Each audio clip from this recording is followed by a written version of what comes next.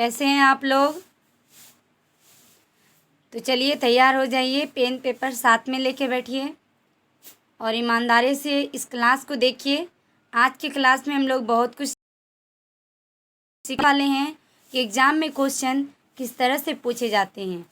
तो जो भी पिछले क्लास को नहीं देखे हैं, पहले पिछले क्लास को देख लीजिए, इसके बाद इस क्लास को देखिए।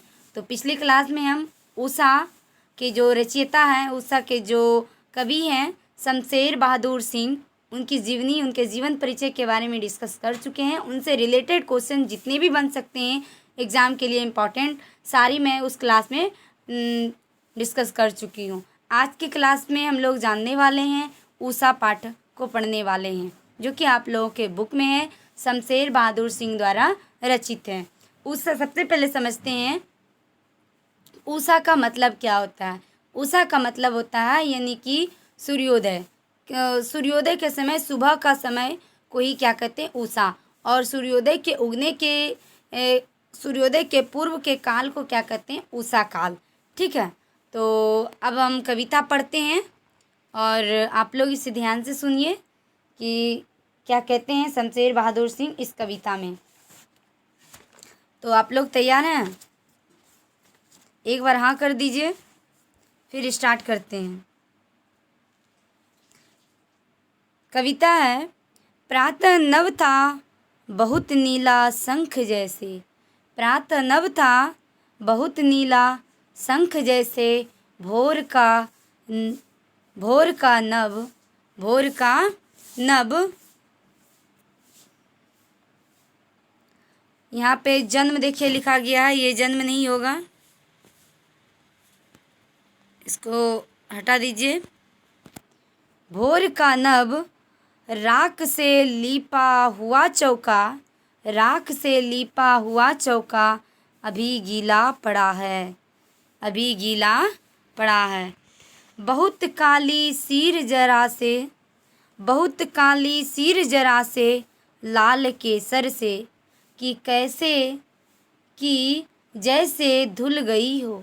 बहुत काली सील जरा से लाल केसर से, कि जैसे धुल गई हो। स्लेट स्लेट पर या स्लेट पर या लाल खड़िया चाक माल दी हो किसी ने, माल दी हो किसी ने।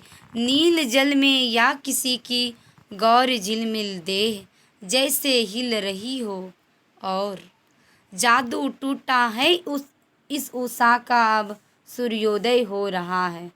तो देखिए, इसमें कहने का अर्थ है कि उषा जो लिखे हैं ये शमशेर बहादुर सिंह ने, तो ये एक हिंदी साहित्य की नवी कविता की रचना शमशेर बहादुर सिंह द्वारा रचित है। और इस कविता में प्राकृतिक सौंदर्य परक की कविता है, यानी प्रकृति के बारे में बता रहे हैं कि सूर्य किस तरह से उगते हैं और क्या क्या आलोचना करते हैं। इस कविता में कवि ने सूर्योदय के पूर्व के उषाकालीन आकाशीय स्वरूप और सौंदर्य का मोहक चित्रण किया है। इसमें कवि कहते हैं कि इसका चित्रण अलग अलग उपमानों की सहायता से की है। सूर्योदय के पूर्व के काल को ही उषा काल कहा जाता है, जैसे कि मैंने आप लोगों को पीछे बता भी दिए हैं। और उस समय आकाश बिल्कुल नीला और स्वच्छ रहता है। आकाश कैसा रहता है? नीला और बहुत ही स्वच्छ रहता है। जब सुबह होता है तो आकाश बहुत नीला दिखता है और स्वच्छ दिखता है, यानी साफ सुथरा दिखता है। उसकी नीलिमा के बीच आने वाला उजाला हल्के रूप में झांकता सा नजर आता है। उसकी नीलिमा के रूप में क्या होता है, जब सूर्य उगता है देखते हैं एकदम हल्का हल्का लाल रहता है, हल्की लाली की तरह लालीपन रहता है। नीलिमा के बीच आने वाला उजाला रहता है। और प्रातः काल की इस बेला में आकाश नीले राख जैसा लगता है। कैसा?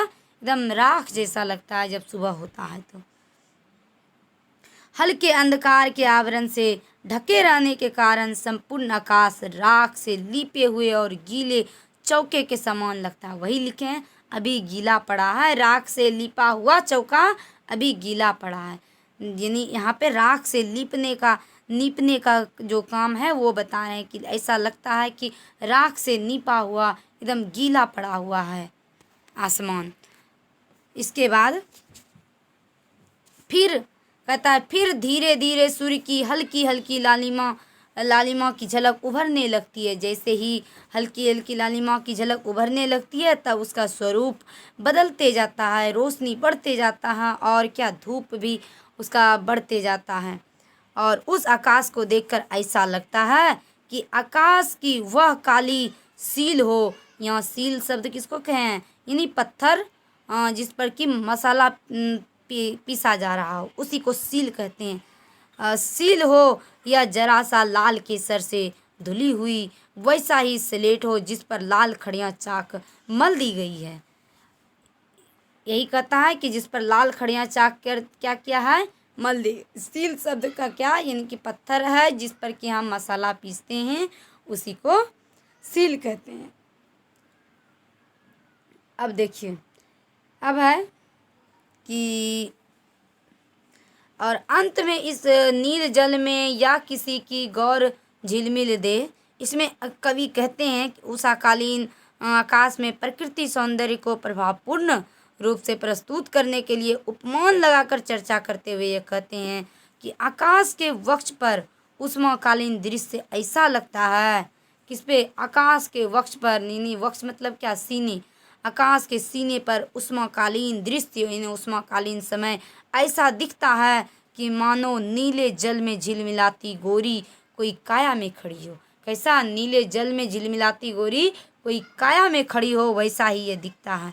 इसी परिवेश में सूर्योदय जैसे हिल रही हो। और ठीक है, और कहता जादू टूटता है इस उषा का सूर्योदय हो रहा है। और जैसे ही सूर्योदय होने लगते हैं धीरे धीरे सूर्य की किरणें फैलने लगता है। और सूर्य की किरणें जब फैलता है तो आकाश ऐसे लगता है और आकाश की गोद में चल रहा उषा का यह जादू का उसका नज़ारा समाप्त हो रहा है। यानी पहले सूर्य जब उगता है तो लाल दिखता है, धीरे धीरे उगते उगते वो क्या होता है, लालीपन उसकी खत्म हो जाती है और उससे धूप निकलने लगती है और उजाला छाने लगता है। तो ऐसा लगता है कवि को कि उनकी कुछ जादू हो रहा है। तो देखिए, ये क्लास है और इस क्लास में आप लोग जाने कि सूर्योदय के उगने के पहले क्या क्या चीज़ होती है, तो उसी के संदर्भ में आप यह पाठ पढ़ें, शिक्षा उषा। और उषा में कुछ हम कहना चाहेंगे कि आप लोग शिक्षित बनिए और शिक्षा को बढ़ावा दीजिए। इसी पे एक पंक्ति मैं आप लोगों को प्रस्तुत करने जा रही हूँ आप लोगों के सामने। तो वो है, अशिक्षित को शिक्षा दो अज्ञानी को ज्ञान, अशिक्षित को शिक्षा दो अज्ञानी को ज्ञान, शिक्षा से ही बन सकता है, शिक्षा से ही बन सकता है मेरा भारत देश महान। तो आप लोग को बहुत ही इंटरेस्टिंग लगा होगा आज की क्लास। और फिर इस क्लास को अच्छी तरह से देखिए। इस क्लास में किस तरह से क्वेश्चन पूछे जाते हैं, पूछ लेंगे। प्रातःकाल का नभ कैसा था, प्रातःकाल का नभ कैसा था, नीले राख के समान स्वच्छ आसमान था। यानी उसकी नीलिमा के बीच आने वाला उजाला हल्का हल्का दिख रहा था। यही है कि प्रातःकाल की उस बेला में आकाश नीले राख जैसा लगता था। तो इस तरह से क्वेश्चन पूछे जाते हैं। तो आप लोग क्या कीजिए, इसका क्वेश्चन को हल कीजिए, क्वेश्चन बनाइए। और यदि प्रॉब्लम आती है तो कमेंट में लिखिए। जिसको भी जिस चीज़ में कोई भी कठिनाई हो, कोई भी परेशानी हो, उसको कमेंट बॉक्स में लिख सकते हैं। और फिर नेक्स्ट क्लास में मैं उनके अकॉर्डिंग लेके आ सकती हूँ। तो फिर मिलते हैं नेक्स्ट वीडियो में, तब तक के लिए धन्यवाद। All the best, bye.